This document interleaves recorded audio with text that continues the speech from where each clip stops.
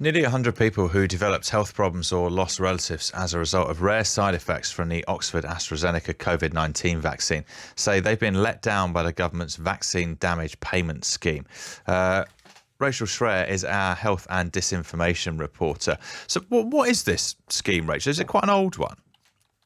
It is, that's right. So the government did design a scheme to pay people in the very rare event they become severely disabled by a vaccine. It's not specifically designed for the COVID vaccine, and it was first launched in 1979. It's not really changed very much since then. The payment has been increased a little bit over time. It was increased from 10 grand initially to 120,000 over time, but it hasn't actually gone up since 2010. And campaigners are pointing out that cost of living have increased quite a bit since then. I should say the Department of Health and Social Care says this is not the only source of support for people. They are working to make the scheme run smoother, but they don't want it to be seen as sort of the only thing that people can access financially. But there are some other concerns with the scheme. For example, when it comes to people who've been disabled, they have to show that they are at least 60% disabled, which people are feeling that this is a very high bar to meet, and also sort of a very difficult thing to quantify and to measure. So for those people, they're not clear whether they'll be able to access the scheme at all. So we have to mention anti-vax concerns. So have they played into this at all? So I think we have to say, no matter how safe a medical product is, there will always be the chance of some people taking it having a bad reaction. And what we're talking about here is a small group of people where it is proven by medical tests that the vaccine caused the harm they've experienced, and they are just saying they want to be properly supported, and that you know, they are absolutely not anti-vaccine, they are pro-vaccines. However, there is, you know, a separate group of people out there who are ideologically opposed to vaccines, who want to use lots of tactics to suggest that these rare cases of vaccine harm are actually really widespread. And I've heard from some of the affected people in this group who feel like they're actually being exploited by these people, and that their, you know, rare, very serious, genuine experience is being drowned out by those people making really unproven claims about vaccine injury online, and that in such a sensitive area where people are keen not to create overall vaccine hesitancy, where we know vaccines are so important overall for public health, it's making those cases, those rare cases, harder for them to be heard and to get recognition for the pain that they've experienced. How easy is it to be certain that a death post-vaccination is due specifically to the vaccine? So in general, causation is really difficult to prove, but there is a small group of people who have the vaccine on their medical records, on their death certificate, where a doctor has looked at it and said, yes, you know, enough evidence is there that we can draw a link. In a proportion of those cases, it's because they were completely well, they had the vaccine, and then usually about 10 or so days later, which is the amount of time it takes your body to start producing antibodies, these kind of bug-busting things that your blood produces in response to infection or vaccines, they have this really distinctive reaction, and they will test positive for a very particular antibody called antiplatelet factor 4. So they, you know, their blood can be tested, and it's a giveaway clue for doctors that this reaction was triggered by the vaccine. So there are cases where people, you know, tests can be done and it can be shown. You know, there are a wider group of people who have sort of vague symptoms that happened just around the time of the vaccine, and they might want to draw a link, but those cases are not necessarily proven. Understood. Thanks very much, Rachel. I want to bring in Vicky Spitt now. Vicky's fiancé Zion died after his vaccine. She was awarded £120,000 this week. Thanks for speaking to us, Vicky. Tell us a bit about Zion. You were together for a long time, weren't you? Well, firstly, it's pronounced Zion. Sorry. Sorry. Everyone gets it wrong. Yeah, we were together for 21 years. I met him when I was 17. Mm-hmm. So I literally grew up with him. You know, it was my entire life.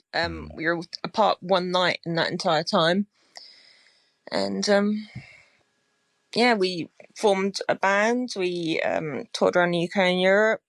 We had some amazing times.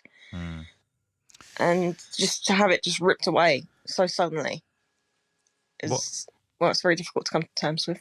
Yeah, of course. What happened when he got his COVID vaccine and in the days and weeks afterwards? So he got the vaccine on the 5th of May.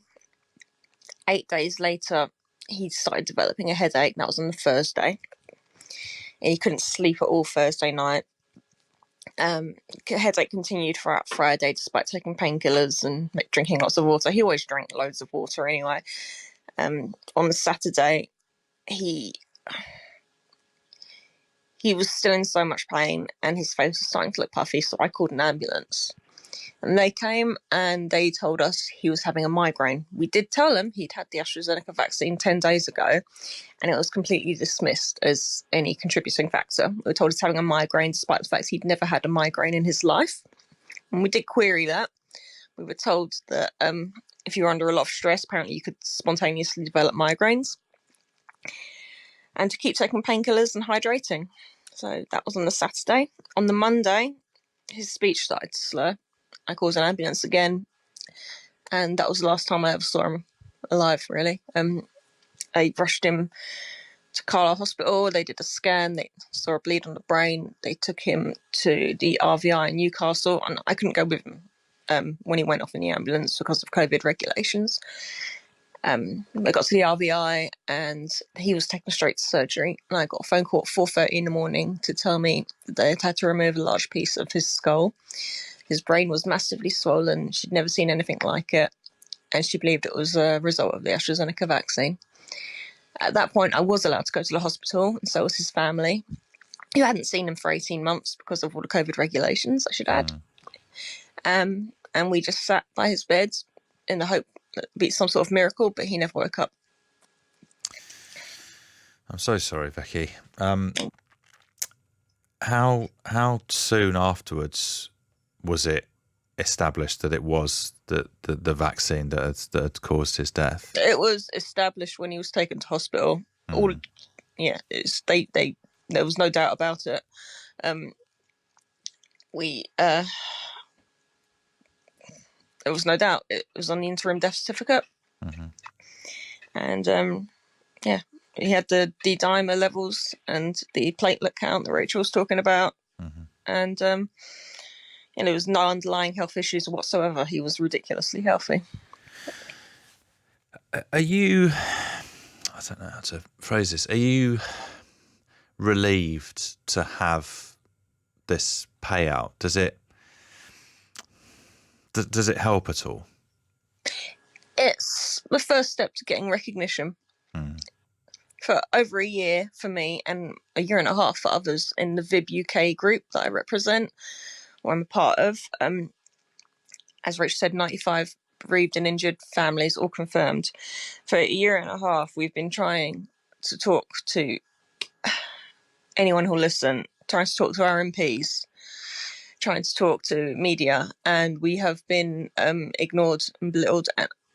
And like Rachel said, there are a lot of people who go around and they will try to say about vaccines. They're going to inject you with microchips. They're going to do this. They're going to do that. And unfortunately, because of that, Ofcom's obviously got very strict regulations about what can be said about the vaccines. And we just found that anything we said, even though we are talking completely factual things, we're not saying anything untrue. We're not being anti-vax. We're just saying, hey, this happened. Can someone please pay attention to us and give us some help? We need help. We get ignored. We even get belittled. We've had MPs call us names. We've had, sorry, I'm very out of it still. Articles we would post online would be classed as misinformation and we'd get banned from social media platforms. I posted a interview I did with The Independent on Twitter. It's The Independent, and that got taken down as misleading information. And all it was a 1 year on thing they did, and they wanted to know how it was going and if we'd had any compensation paid out or anything yet, and that was labelled as misinformation. So what's your take on the vaccine itself after all of this? After all of this, I'm still pro-vaccine.